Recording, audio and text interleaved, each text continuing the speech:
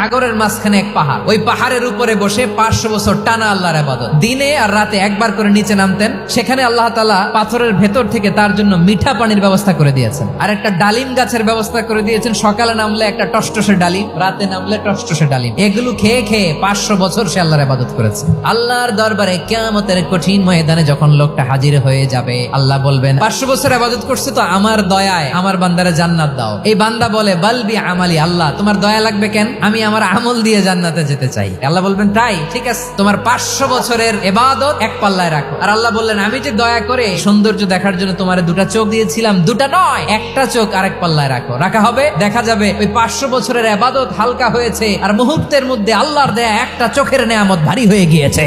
ফলাফল দেখো, হিসাব বলে তুমি এখন জাহান্নামে যাবা, যাও এবার জাহান্নামে যাও। এবার লোকটা কাচুমাচু করে বলে আল্লাহ এবার আমি বুঝতে পেরেছি তোমার দয়া ছাড়া দুনিয়ায় কেউ জান্নাতে যেতে পারবে না।